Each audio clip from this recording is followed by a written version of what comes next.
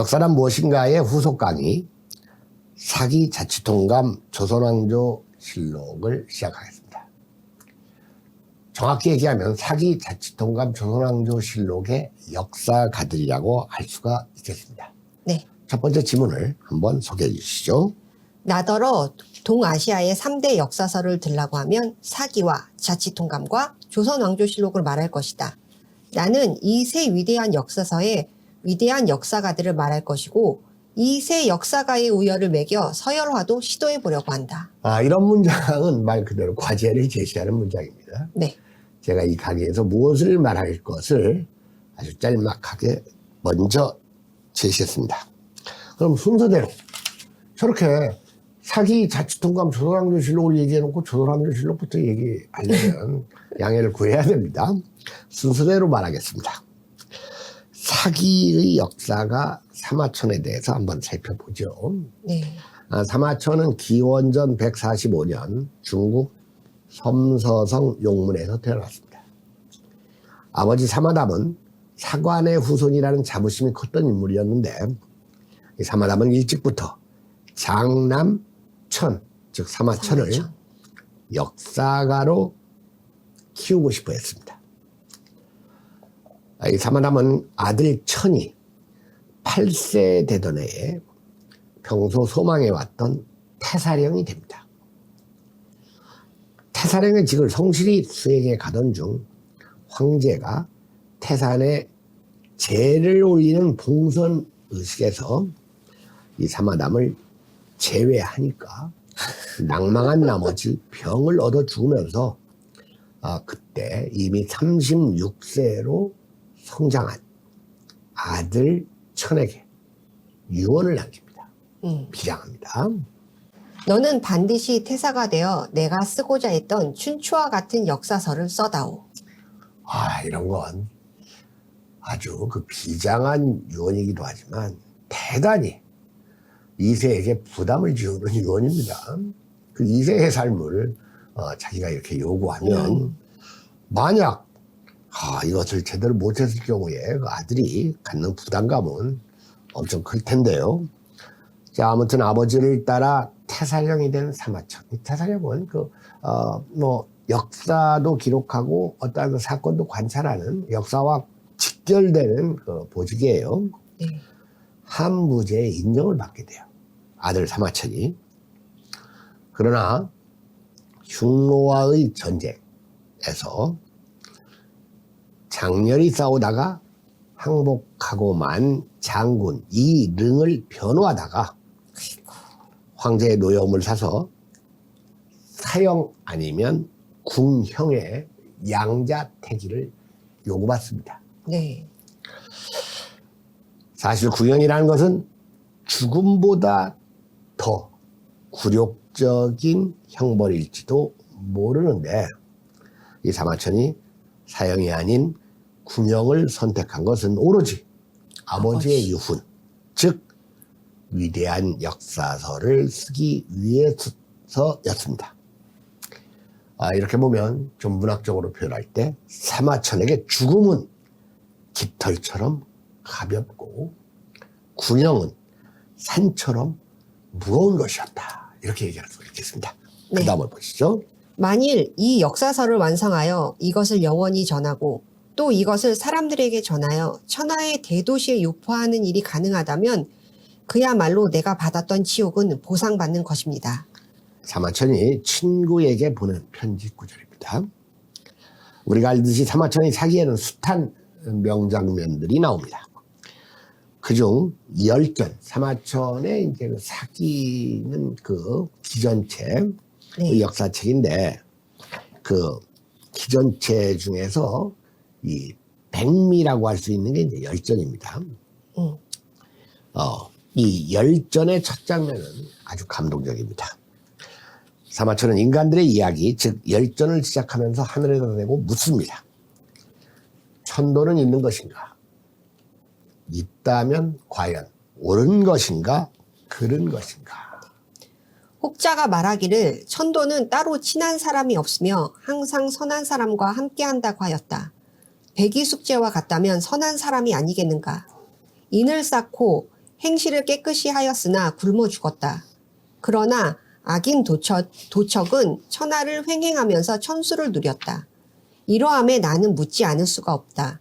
하늘의 돈은 과연 있는 것인가? 있다면 옳은 것인가? 그른 것인가? 이 사마천은 백이 숙제와 같은 의인이 의로운 사람이 굶어 죽은 것은 부당하며 불합리하다는 내면 의식을 사기의 첫머리부터 드러내고 있습니다. 아마도 그는 잘못도 없이 군형에 처해진 자기 자신을 백이 숙제에게 투사해 보고 싶었을 수도 있습니다. 이 사기의 역사가 사마천은 실력과 성실성과 집요함에서 견줄 사람이 없을 정도로 비범한 인물이었습니다. 이런 미덕들은 역사가로서 반드시 갖추어야 할 기본적인 덕목들입니다. 동시에 사마천은 내가 받았던 지옥을 보상받기 위해서 아버지로부터 비롯된 가문의 불운을 극복하기 위해서 사기를 썼으며, 이러한 지필 동기는 역사서 사기의 엄정성에 긍정적으로만 작용했을 리가 없다는 점도 부인하기가 어렵습니다. 이런 점에서 사기는 위대하지만 역사서로서의 사마천은 오늘의 우리에게 일말의 안타까움 또는 아쉬움을 주고 있다고 할 수가 있겠습니다. 네.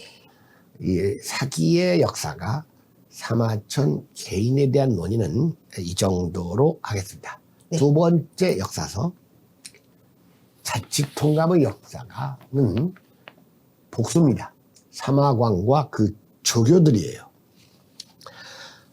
조선 얘기를 좀 하겠습니다. 1418년입니다. 11월 13일 제위 1년 차인, 제위 1년 차는 그 왕이 된 해가 아니라 그 다음 두 번째 해입니다. 해. 네, 제위 1년 차 21살 세종은 경연에서 선포합니다. 자치통감을 강하고자 하는데 어떠한가? 책의 수요가 너무 많으니 두루 다 모치 못할 듯합니다. 아주 재미난 대화죠. 이 자치통감은 중국 역사가 사마광이 저술해서 294권으로 편찬한 편년체 역사. 아까 사기가 기전체였던 것과 대비되죠. 전국시대, 중국의 전국시대는 기원전 403년에 시작합니다. 이 전국시대부터 진나라, 한나라를 거쳐 삼국시대와 위, 진, 남북조, 수, 당나라, 그리고 다시 분열의 시기로 들어간 50대국. 50대국은 959년에 시작합니다. 959년에까지 이루어지죠. 여기까지 1362년 동안의 역사를 다룬 책입니다. 특히 이 자치통감에서는 당나라의 역사를 풍부히 다루었습니다. 이 앞에서 이 자치통감은 너무 많으니까 두루 읽지 못한다고 실토한 사람은 당대의 학자 유관과 김익정이었습니다. 자치통감은 마오쩌둥이 17번이나 읽었다는 일화로도 유명합니다. 그런데 이 자치통감의 전문가 짱펑이 있어요. 현대인이죠. 이 짱펑은 정확히 말하면 17번이 아니라 17.5번이라고 정정합니다. 평생 22권 손에서 책을 놓지 않았던 이 마오쩌둥은 이 책을 반쯤 읽은 상태로 둔 채 임종했기 때문이라는 겁니다. 사마천의 사기가 대중을 위한 역사서라면 사마광의 자치통감은 제왕과 엘리트를 위한 역사서라고 할 수 있다. 자치통감은 사마천 혼자서 저술한 사기와 달리 사마광 개인의 단독 저작은 아니다. 엄밀히 말해서 자치통감은 사마광과 그의 조교들이 협동하여 쓴 역사서이다.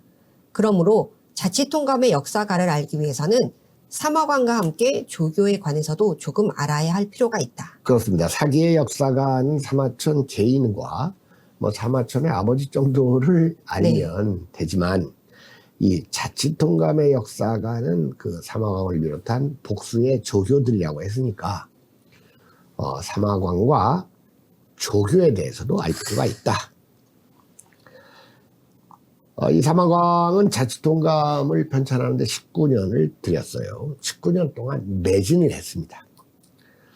그런데 그 재상으로서의 일을 겸직하니까 매일 처리해야 할 업무량이 과다해서 휴식을 취할 수 있는 날이 거의 없었습니다. 자치통감이 완성된 후에 이 사마광이 루어양, 낙양입니다. 낙양. 루어양에 남겨놓은 초고만 해도 큰 집 2채 분량이나 되는데요.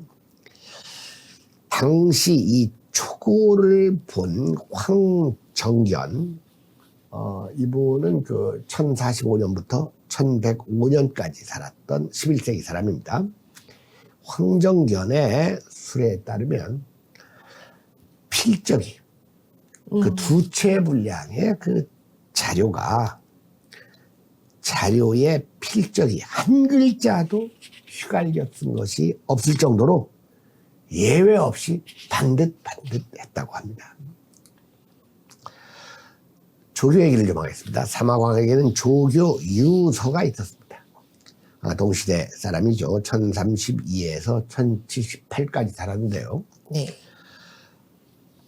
조교 유서는 사마광이 주관한 과거 시험에 합격한 인재로서 유달리 역사의식이 투철한 학자형 젊은이였어요. 이 두 사람 사이는 사제관계로 발전을 하는데요. 이 유서는 장서가의 집에 가서 사료를 수집해 오는 일을 맡았습니다. 그는 자료들을 육안으로 일일이 점검하면서 필요한 자료가 나오면 하나하나 손으로 필사를 합니다. 되도록 많이 가능한 한 신속히 자료를 가지기 위해서 밤을 새워 일하다가 눈이 상해 실명의 위기까지 맞을 정도였습니다. 사마광이 그 낙양에 있을 때 일화 하나를 소개하겠습니다. 이 유서는 저작 중인 자치통감의 원고 토론을 위해서 한주에서 간저우죠. 사마광을 만나러 왔는데 날씨가 추워졌는데도 이 조교 유서는 얇은 헛옷을 걸치고 있었습니다. 예전에는 옷이 엄청나게 비쌌습니다. 네. 지금하고는 비교할 수가 없어요. 그야말로 박봉으로 가족을 부양하는 가장이기도 했던 이 조교 유서. 사마광은 옷을 제대로 입지 않은 유서에게 또 이 추운 날씨에 멀리 일을 보내는 일이 미안했죠. 그래서 자기의 가죽 옷을 주면서 입고 가라고 합니다. 유서는 잠시 난감한 표정을 짓더니 스승의 청을 거절하기가 어려웠던지 가죽 옷을 받아 입고 떠납니다. 이후 사마광은 이 가죽 옷 준 것은 잊어버리고 지냈는데 얼마 후에 누군가가 붙여온 진보다리를 봤습니다. 누군가에게 뭘 보냈어요, 유서가. 펼쳐보니 유서가 가죽 옷을 되돌려 보낸 겁니다. 유서는 가난했지만 사사로운 물건은 받지 않는다는 삶의 원칙을 지켜온 사람이었습니다. 놀랍죠? 스승한테까지. 게다가 그때는 옷값도 비쌌지만 이 사람 시켜서 멀리 보내려면 그 사람 인건비도 엄청 비싸요. 그렇죠. 스승이 각별한 정으로 준 선물조차 거절했던 겁니다. 마침 또 그때 사마광에도 가족 옷이 2벌 뿐이었는데 이제 한 벌은 다 낡아서 못 입고 그나마 입을 수 있는 가족 옷을 줬던 거예요. 여러분, 자치통감은 이토록 자기 관리에 엄정하고 청빈했던 사람들이 쓴 역사서입니다. 그리고 그들은 도덕적 설교자가 아니라 실천자였습니다. 우리는 자치통감의 역사가들을 통해 새삼 인간의 격식과 품격이라는 것을 생각해 봅니다. 네. 사마천의 사기에는 이른바 명장면들이 많이 나온다. 그 이야기들은 아주 멋진 인간, 진귀한 물건, 희한한 사건들을 다룬 것들이다. 그러나 사마광의 자치통감에는 이런 이야기들이 거의 나오지 않는다. 사마광은 정식 사료가 아니면 채택하지 않았다. 우리는 역사가 사마광과 조교들을 통해서 역사서 자치통감의 성격이 어떤지 짐작할 수 있다. 어느 면에서 사기가 문학가가 쓴 로맨틱한 역사서라면 자치통감은 역사가가 쓴 리얼리스틱한 역사서라고 할 수도 있겠다. 그렇습니다. 울분의 역사가 사마천, 격식과 품격의 역사가들 사마광과 조교들에 대해서 논의를 했습니다. 네. 마지막으로 조선왕조실록을 쓴 역사가들에 대해서 말하겠습니다. 조선왕조실록을 쓴 역사가는 특정 개인도 아니고 특정 소수도 아니며 특정 시대인도 아닙니다. 아파트 12층 높이에 달하는 이 방대한 역사서는 500년이라는, 정확히 얘기하면 472년이라는 장구한 시간을 다루면서도 엄정한 역사 기술 기준을 초질관 적용했습니다. 이 역사서, 즉 조선왕조실록은 정론과 직필, 정밀하고 세심한 기술, 고도의 도덕적 가치를 지향한 등 여러 가지 강점을 지닌 실록이라는 이름의 역사서입니다. 자, 여기에 나오는 그 일부 문장들을 한번 감상해 보시겠습니다. 유명한 것들이고 여러분들이 들어보셨던 그 내용일 겁니다. 네, 첫 번째. 친히 활과 화살을 가지고 말을 달려 노루를 쏘다가 말이 거꾸러져 말에서 떨어졌으나 다치지는 않았다. 좌우를 돌아보며 말하였다. 서관이 모르게 하라. 세종실록 4년의 일입니다. 다음을 보시겠습니다. 세종실록 6년 병조 판서 조말생이 춘추관에 가서 배제약 변계량에게 사적으로 부탁하여 전에 납입한 사초를 꺼내어 고쳤다. 변계량은 서관들에게 외부 사람들이 알지 못하게 하라고 주의를 주었다. 문종실록 2년 이날 이현로가 승정원에 이르러 일기를 보고서 뇌물받은 관리라는 글자를 고쳐줄 것을 청하니 주서가 그 말에 따라 중죄로 고쳤다. 조선왕조실록의 역사가들, 말에서 떨어진 것을 알리지 말라고 한 왕의 말까지도 기록한 직필의 사람들, 사초 고친 것을 비밀로 해달라고 한 고관의 말까지도 정밀하게 기록한 사람들, 자신의 뇌물수수 제목을 바꿔달라고 한 정치인의 말을 들어주는 척 하면서도 끝내 중재라는 용어로 대체한 도덕의식을 지닌 사람들, 그들은 사관이란 이름의 역사가들이었고 이들이 바로 조선왕조실록의 역사를 쓴 사람들입니다. 이제 그 역사에 대한 두서없는 이 개론적 논의를 이제 마칠 때가 돼가는 것 같은데요. 네. 일단 역사란 무엇인가와 결부지어서 제가 이 논의에서 일관되게 주장한 바를 한 번 더 정리해서 여러분들에게 제시하겠습니다. 역사의 법칙이나 목적지 따위는 존재하지 않는다는 사실. 역사는 진보하지도 않고 퇴보하지도 않으며 단지 변화할 따름이라는 사실. 역사는 끊임없이 운동하며 이 역사의 운동을 역사의 동향이란 용어로 대신할 수 있다는 사실. 역사 동향의 범주에 인간사는 물론 자연의 역사도 포함된다는 사실. 자연의 동향은 천지불인, 인간의 동향은 세옹지마로 이루어진다는 사실. 역사에서 우연히 차지하는 비중은 의외로 크다는 사실. 이런 걸 저는 입증하려고 이 강의에서 시종일관했고, 끝으로 역사에서 역사가는 가장 중요한 것은 중요한 것이고, 즉 역사에서 가장 중요한 것은 역사가이고, 동아시아의 3대 역사서라고 할 수 있는 사기와 자치통감과 조선왕조실록의 역사가들을 한번 소개해봤습니다.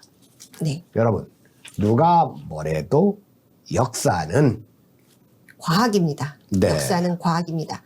당연히 과학적인 역사서일수록 우수한 역사서가 될 수 있습니다. 그러므로 역사에는 과학적 방법론과 과학 정신이 동시에 담겨야 한다.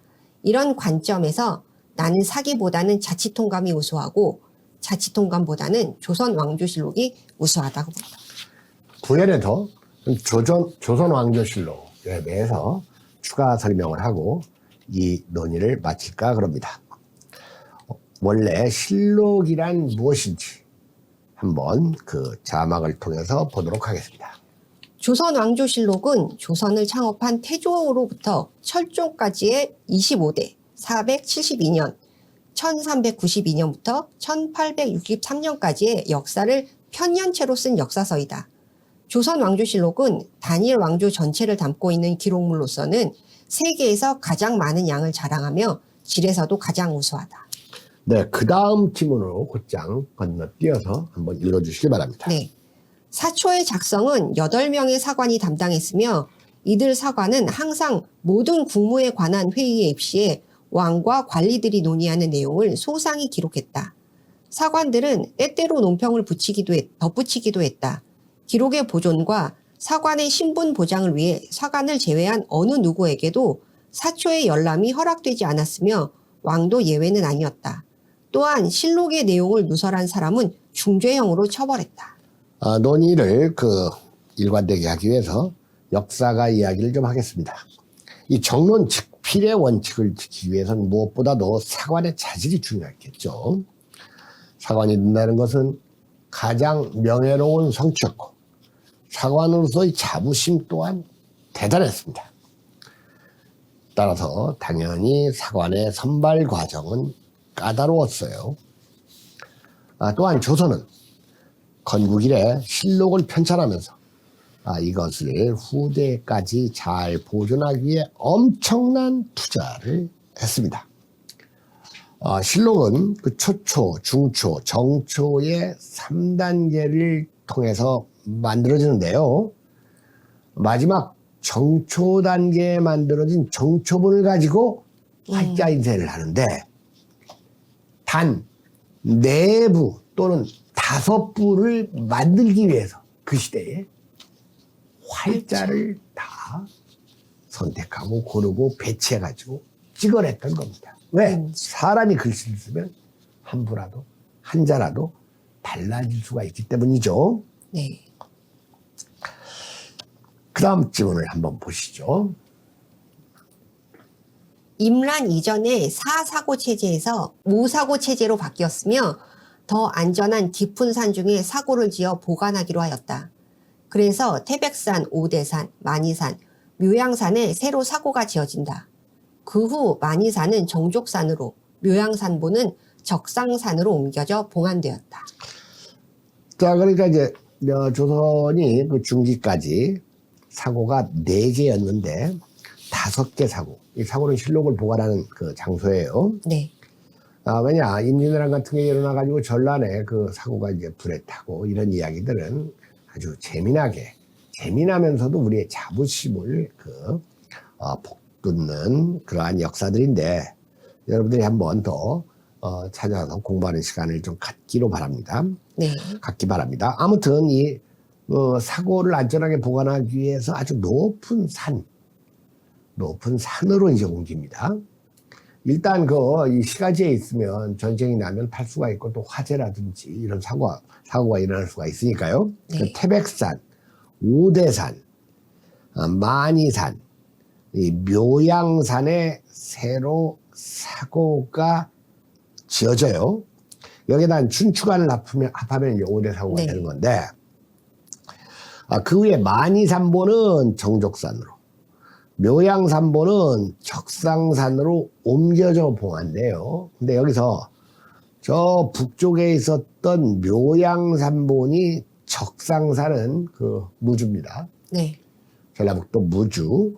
이 무주 적상산으로 옮겨진 것을 좀 관심을 두기 바랍니다. 이것은 병자호란 직전에 청나라군의 침공이 있자 그 청나라군이 쳐들어오는 코스가 이 묘양산 쪽이니까 이 실록의 위기를 느껴가지고 나중에 그 광해군 때에 이 사고를 옮기게 돼서 이 남쪽에 있는 원래 전북 무주하면 충청도, 경상도, 전라도의 중간 지점이죠. 네. 그 무주 적상산으로 옮겨요. 이게 좀 재미납니다. 6.25 이야기를 좀 하겠습니다. 이 8.15 이후 6.25 전쟁의 와중에 창경궁에 있던 이제 그 적상산보는 북한에서 가져가요.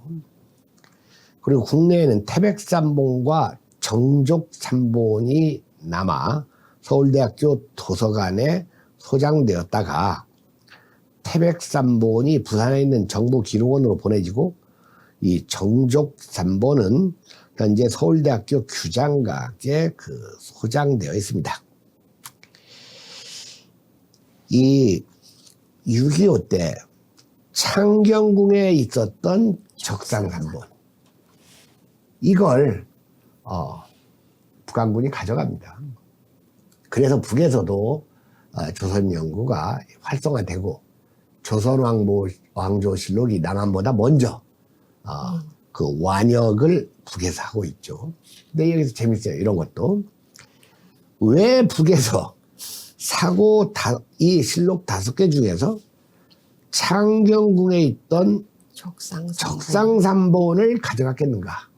방금 얘기했듯이 이 적상산본은 어디에서 온 거예요? 묘양산. 묘양산에 있던 거 아닙니까? 네.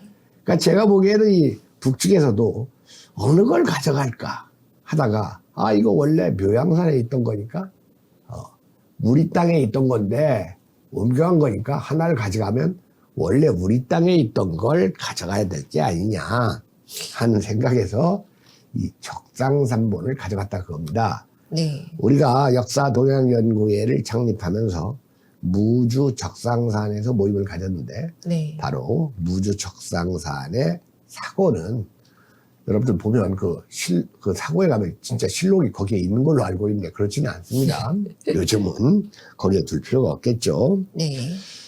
그래서 한때 이 북을 자주 방문했던 저희 그 집안 어른이 이 북에 있었던, 즉 남에서 가져간 이 적상산본, 그 이전에 묘양산본의 사고를 그 안내인에 따라서 구정한 적이 있는데 그때 북측의 안내인이 원래 우리 것이었습니다 라고 이 안내를 했다는 재미난 이야기가 있습니다. 끝으로 역사의 수정에 대해서 말하겠습니다. 역시 그 조선왕조실록의 수정본 이야기를 하면 그들이 역사 기술에 얼마나 엄정했고 역사를 기술하는 것이 당대를 위해서가 아니라 후대를 위해서라는 점을 명확하게 알게 해주는 사례입니다. 네. 이 조선왕조실록에는 그 수정실록이라는 게 있어요. 네. 4차례에 걸쳐서 편찬된 수정실록. 여러분들 500년의 역사에서 4번밖에 안 고쳤다는 것은 이 역사가 얼마나 엄정하게 쓰였는가를 알 수가 있겠죠.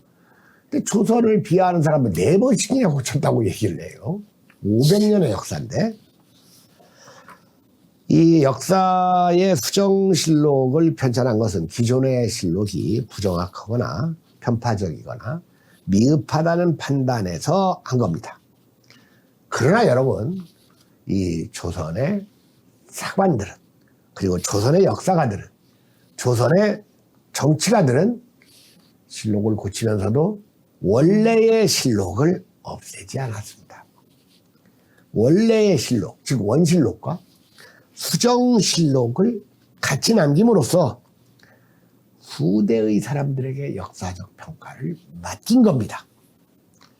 이것은 역사에 임하는 조선 역사가들의 정신이 얼마나 겸허하고 공정했는지를 알려줍니다. 선조 수정실록, 숙종실록 보궐정오, 경종 수정실록, 그리고 헌종 개수실록. 그야말로 후대로 하여금 판단케 하라. 이것이 우리의 소년들이 조선왕조실록을 우리에게 남겨준 제1차 과제이자 선물이라고 할 수가 있습니다. 그래서 저는 조선왕조실록이야말로 역사서는 물론이고 조선왕조실록의 역사가들이야말로 가장 세계에서 위대하고 빛나는 역사서이자 역사가들이라는 주장을 하면서 이 역사가 무엇인가, 역사란 무엇인가라는 이 두서없는 논의를 총총히 마치겠습니다. 수고하셨습니다. 네, 수고하셨습니다.